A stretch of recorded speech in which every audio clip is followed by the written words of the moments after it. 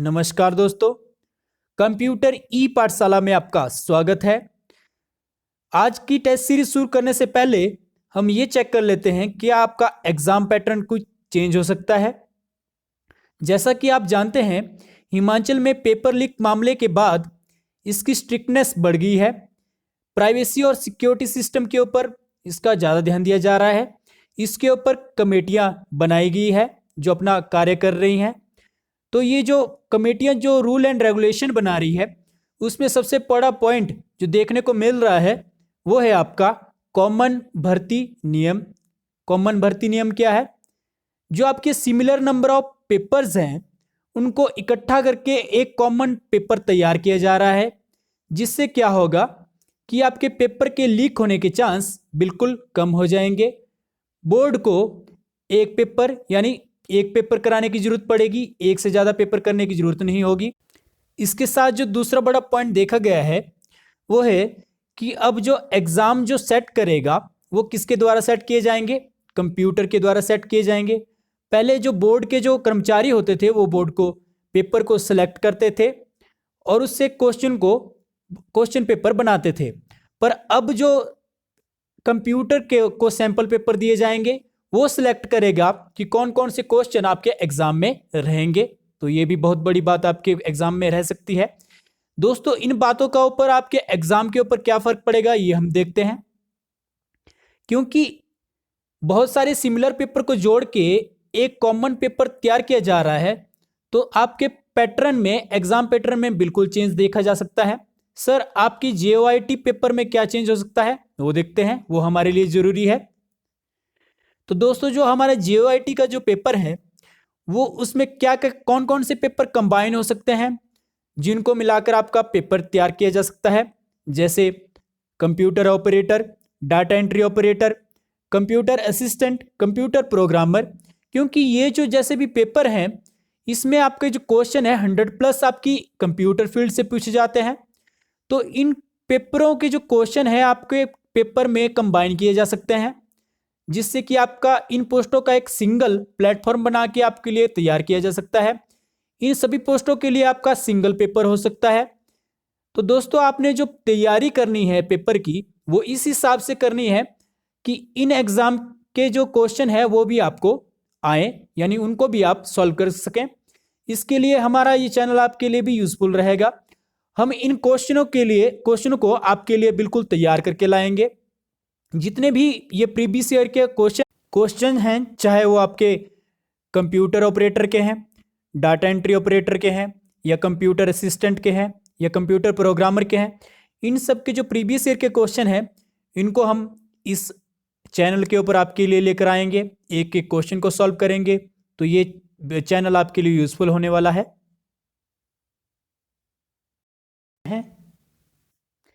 पिछली क्लास में जो हमने आपको क्वेश्चन दिया था वो था, इन 1960 Texas institute invented. Texas institute ने क्या इन्वेंट किया? IC, micro processor, vacuum tube या ट्रांजिस्टर। तो दोस्तों, जो टेक्सास इंस्टीट्यूट है उसने IC इन्वेंट किया है। IC जिसको बनाया जैक किल्बी ने, कहां पर बनाया? टेक्सास में बनाया। पहला मोनोलिथिकल IC चिप किसने बनाई? IC जो चिप बनाई, चिप के साथ जो नाम आता है वो आता है आपका रॉबर्ट नॉइस का। और ये कहां पर बनाया इसने? Fairchild semiconductor. जैसे जैक किल्बी को कहां बनाया गया? टेक्सास में बनाया गया। जो रॉबर्ट नॉइस ने जो IC चिप बनाई वो कहां बनाई? फेयरचाइल्ड सेमीकंडक्टर में। आइए आज की टेस्ट की शुरुआत करते हैं। DTP computer abbreviation usually mean. DTP computer abbreviation का क्या मतलब है? Digital transmission protocol, desktop publishing, data type programming या डॉक्यूमेंट टाइप प्रोसेसिंग। तो दोस्तों, DTP की जो फुल फॉर्म है वो है डेस्कटॉप पब्लिशिंग। आइए देखते हैं डेस्कटॉप पब्लिशिंग क्या होता है। The use of small computer and machine for printing to produce, book बनाने के लिए, मैगजीन बनाने के लिए या अदर प्रिंटिंग मटेरियल को प्रोड्यूस करने के लिए हम किसका इस्तेमाल करते हैं? ऐसे छोटे कंप्यूटर का जिसको डेस्कटॉप पब्लिशिंग कहा जाता है। इसके लिए हम कॉमनली लेजर प्रिंटर का यूज करते हैं डेस्कटॉप पब्लिशिंग के लिए। आप इसके साथ इंकजेट का भी यूज कर सकते हैं। Dash is co founder of Unix operating system with Ken Thompson. अगर आपको ये क्वेश्चन आते हैं तो आप वीडियो को पॉज करने से पहले इनके आंसर बता सकते हैं। Dash is co founder of Unix operating system with Ken Thompson. Ken Thompson के साथ यूनिक्स का फाउंडर कौन है? बजार्न स्ट्रॉस्ट्रप, स्टीव वोजनाइक, डेनिस रिच्ची या निकोलस विर्थ। तो दोस्तों, एक तो यूनिक्स को केन थॉमसन ने बनाया, उसके साथ जो हमारे पास को फाउंडर है वो है डेनिस रिच्ची। आइए देख लेते हैं। डेनिस रिच्ची सी प्रोग्रामर के भी फाउंडर हैं और इन्होंने यूनिक्स को भी बनाया है। जबकि आपके जो निकोलस विर्थ है, इन्होंने पास्कल लैंग्वेज के लिए इनका योगदान है। स्टीव जॉब और स्टीव वोजनाइक जो कि एप्पल के फाउंडर्स हैं, और जो स्टीव वोजनाइक हैं, इन्होंने पहला एप्पल का कंप्यूटर यानी पर्सनल कंप्यूटर भी बनाया है। Changing computer language oblique binary language into character that a person can understand. Computer language या बाइनरी लैंग्वेज को ऐसे कैरेक्टर में कन्वर्ट करना जिसको ह्यूमन बीइंग समझ सकता है, उसको क्या बोलते हैं? डिकोड बोलते हैं, एनकोड बोलते हैं, या एग्जीक्यूट बोलते हैं, या नन ऑफ दीज। तो दोस्तों, बाइनरी फॉर्म से एक ह्यूमन अंडरस्टैंडेबल लैंग्वेज में कन्वर्ट करना, यानी ये प्रोसेस क्या कहलाता है? डिकोडिंग कहलाता है। तो डिकोड आपका सही हो जाएगा। एनकोडिंग क्या होता है दोस्तों? एनकोडिंग वो प्रोसेस होता है जब आप इनपुट कर रहे हैं, तो इनपुट करने के बाद जो कन्वर्ट करता है कंप्यूटर बाइनरी में, उसको एनकोडिंग कहा जाता है। डिकोडिंग बिल्कुल इसका उल्टा होता है।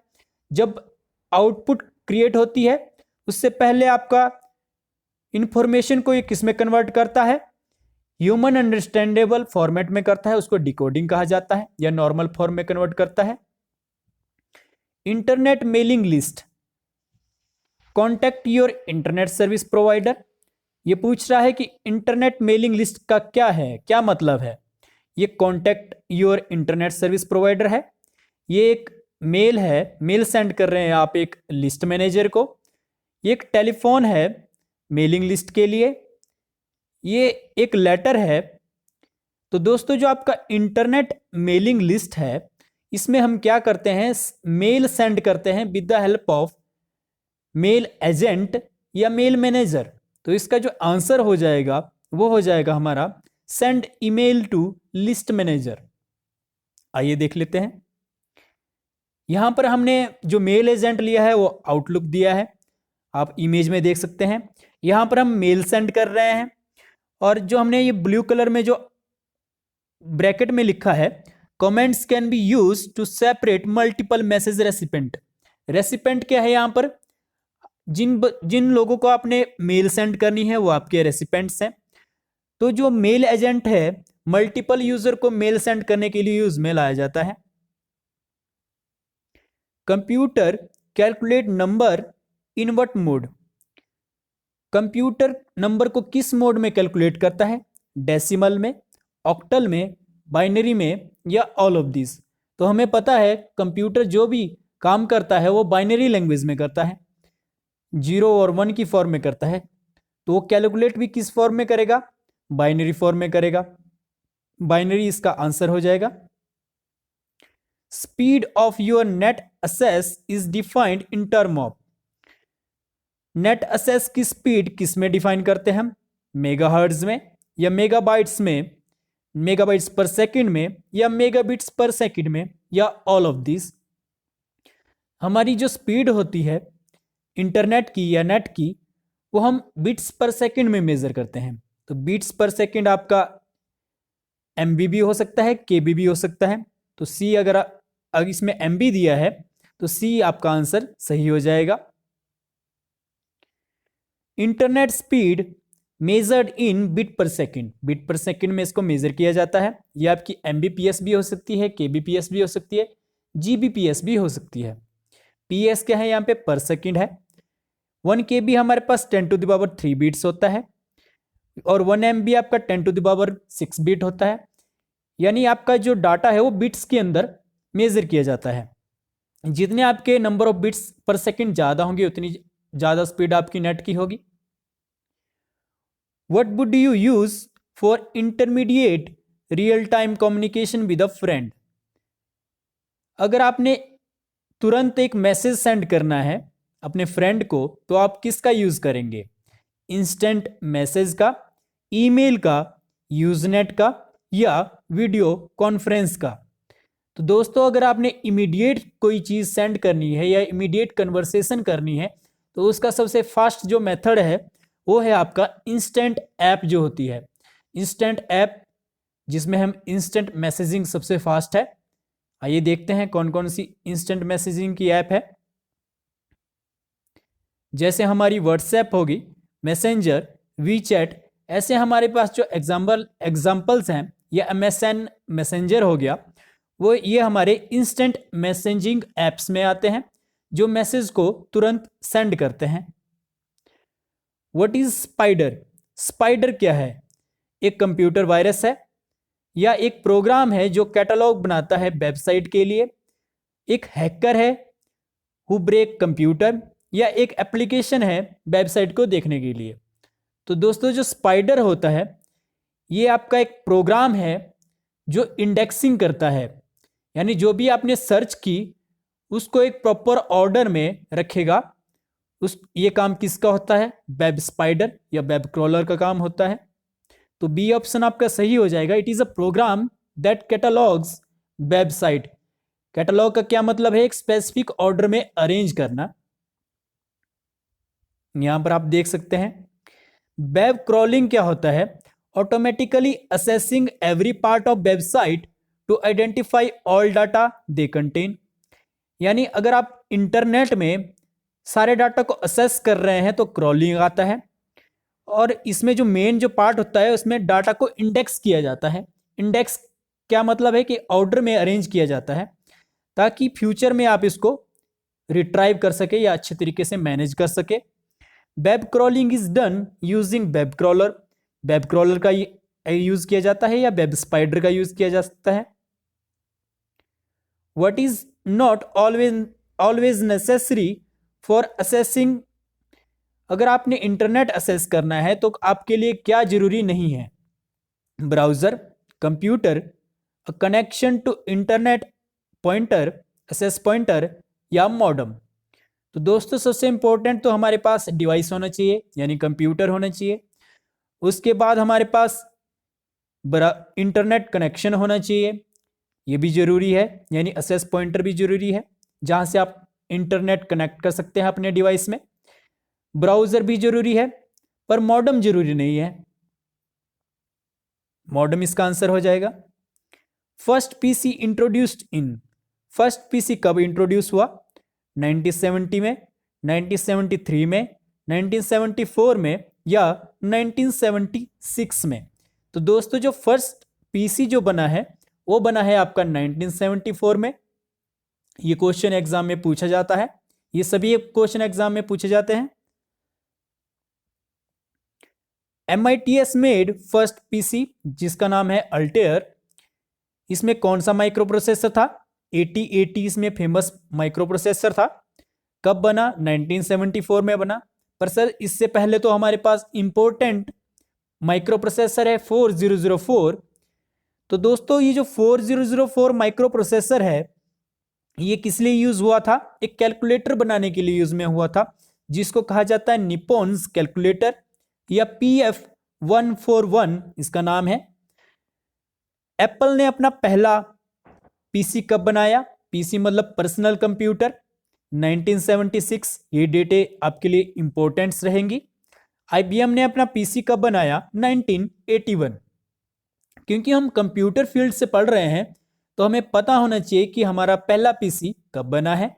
या एप्पल ने अपना पहला पीसी, क्योंकि एप्पल भी पीसी के लिए बहुत फेमस कंपनी है, तो हमें पीपल ने अपना पीसी कब बनाया? Next question, a computer virus that actively attack an antivirus program और programs in an effort to prevent detection. एक ऐसा कंप्यूटर वायरस जो एंटीवायरस पर अटैक करता है और ये एंटीवायरस से डिटेक्ट नहीं हो पाता, तो इसका क्या नाम है? पेगासस है, या रेट्रोवायरस है, या ट्रोजन है, या घोस्ट वायरस है।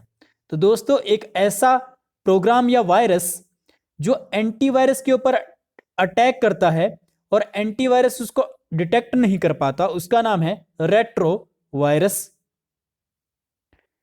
नॉर्मली जब आपका कंप्यूटर जिसमें आपका रेट्रोवायरस नहीं रहेगा या कोई वायरस नहीं रहेगा, तब वो क्या बताएगा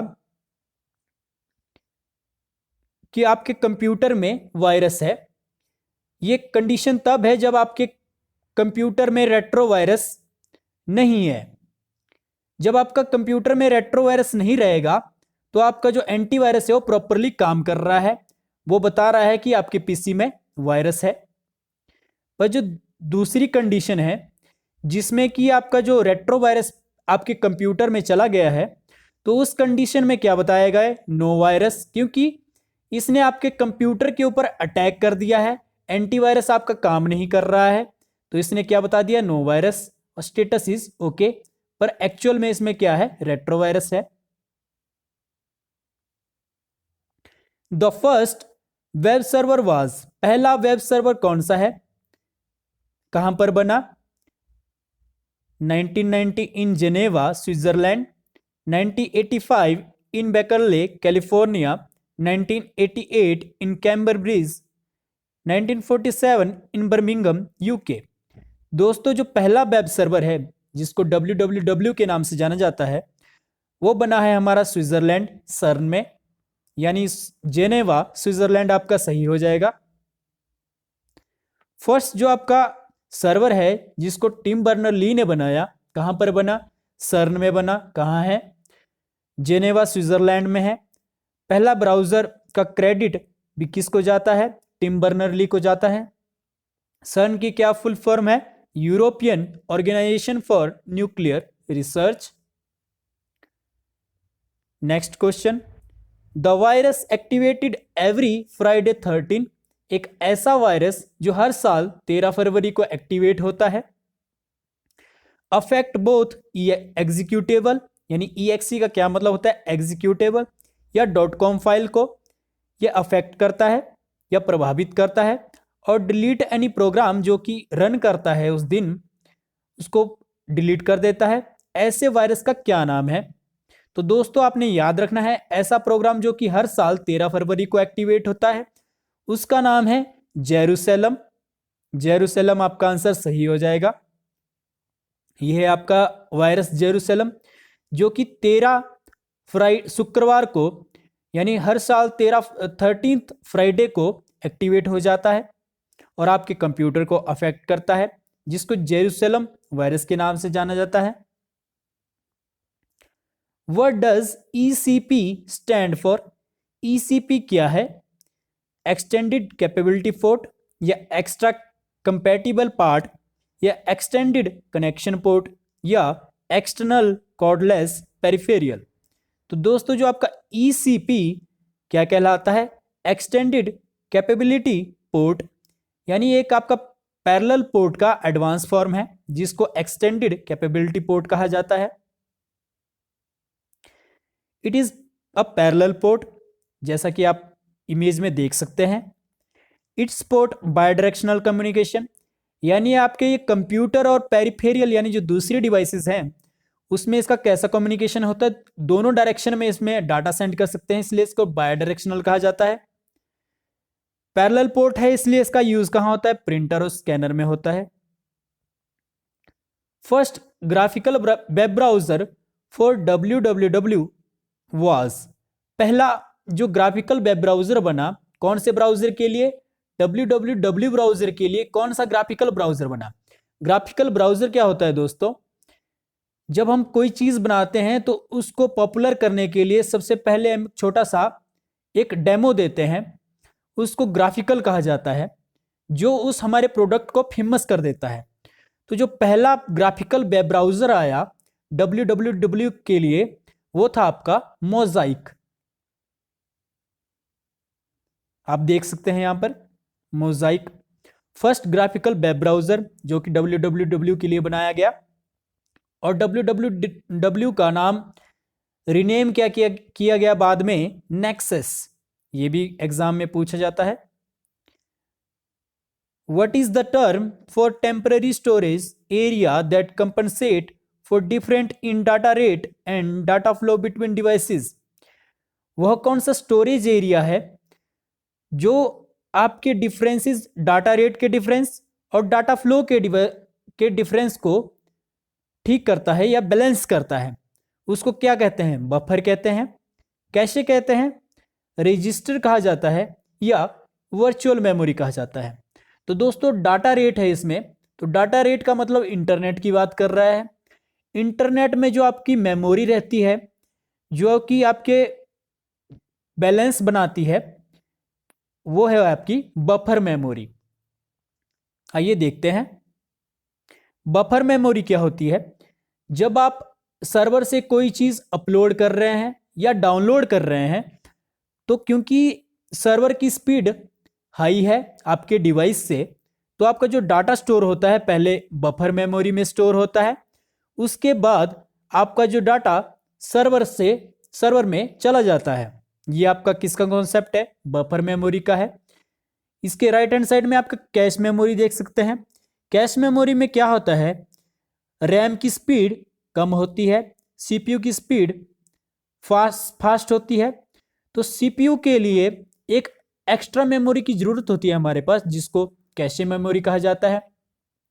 सीपीयू को कोई भी डाटा चाहिए होता है तो सबसे पहले किस में चेक करता है? कैशे मेमोरी में चेक करता है। अगर कैशे मेमोरी में वो डाटा नहीं मिलता तो किस में चेक करता है? रैम में करता है चेक। तो एक ऐसी मेमोरी जो सीपीयू और रैम के बीच में होती है कैशे है। और इंटरनेट के ऊपर यही मेमोरी कौन सी होती है? बफर मेमोरी होती है। ये यहां से ये क्वेश्चन आपके एग्जाम के लिए वीवीआईपी है, वेरी वेरी इंपॉर्टेंट, एग्जाम में पूछा ही जाता है। How many colour dots make up one colour pixel on a screen? एक कलर पिक्सल बनाने के लिए कितने कलर डॉट्स की जरूरत पड़ती है? 265, 16, 8 या 3? तो दोस्तों 3 कलर डॉट को मिलाकर आपका एक पिक्सल बनता है, जिसको आरजीबी कहा जाता है, रेड ग्रीन ब्लू। ये आपके कलर हैं रेड ग्रीन ब्लू जो एक पिक्सल बना रहे हैं यहां पर। How is the data store on Diskit? एक डिस्क के अंदर, चाहे वो आपकी हार्ड डिस्क है या फ्लॉपी डिस्क है, उसमें डाटा किस सिस्टम के थ्रू या किस प्रोसेस के थ्रू स्टोर होता है? इंक के थ्रू, लेजर बबल के थ्रू, या मैग्नेटिज्म के थ्रू, या सर्किट के थ्रू? तो दोस्तों जो डिस्क या हार्ड डिस्क या फ्लॉपी में जो डाटा स्टोर होता है वो आपका मैग्नेटिक फॉर्म या मैग्नेटिज्म के प्रिंसिपल के द्वारा स्टोर होता है। आइए देखते हैं। यहां पर हमने आपके लिए हार्ड डिस्क के पार्ट्स बताए हुए हैं। एक्यूटेटर आर्म जो कि पेपर में पूछी भी जाती है, भी कौन सा पार्ट आपके हार्ड डिस्क का पार्ट नहीं है? आपके इसमें प्लेटर होते हैं, डिस्क है, रीड एंड राइट हेड होते हैं। तो ये पार्ट भी आपने पढ़ने हैं इसमें। तो इसमें डाटा किस प्रिंसिपल से स्टोर होता है? इलेक्ट्रोमैग्नेटिज्म प्रिंसिपल से डाटा आप इसका रीड एंड राइट कर सकते हैं। इसको किस नाम से जाना जाता है? मैग्नेटिक डिस्क भी कहा जाता है। Booting is the process of. Booting किसका प्रोसेस है?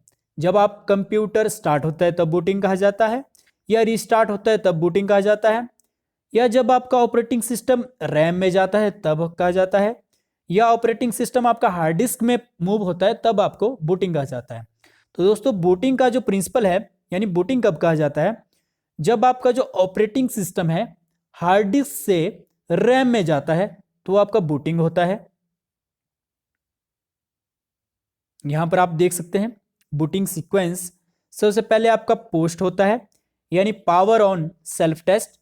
इसमें आपके हार्डवेयर को चेक करता है कि प्रॉपरली काम कर रहे हैं कि नहीं कर रहे हैं। उसके बाद आपका बूटस्ट्रैप लोडर होता है। रोम के बाद फिर आपका एक फ्लैश होगा, फ्लैश लोड होगा। फ्लैश लोड होने के बाद आपका स्टार्टअप कॉन्फ़िगरेशन स्टार्ट होगा। उसके बाद आपका जो ऑपरेटिंग सिस्टम है वो आपका रैम में चला जाता है। ये स्टेप आपका सीक्वेंस रहता है बूट होने का कंप्यूटर का।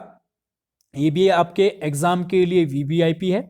आपके एग्जाम में इसमें क्वेश्चन पूछे जाते हैं। ये क्वेश्चन दोस्तों आपके लिए है, इसका आंसर आपने कमेंट बॉक्स में देना है। Which of the following is equal to a yottabyte. एक योटाबाइट कितने के बराबर होता है, इसका आंसर आपने कमेंट बॉक्स में देना है। दोस्तों आज का सेशन हम यहीं तक ही रहने देते हैं, कल दोबारा इसी वक्त पर मिलेंगे। वीडियो अगर आपको अच्छी लग रही है तो वीडियो को लाइक कीजिए, सब्सक्राइब कीजिए और शेयर कीजिए। धन्यवाद दोस्तों।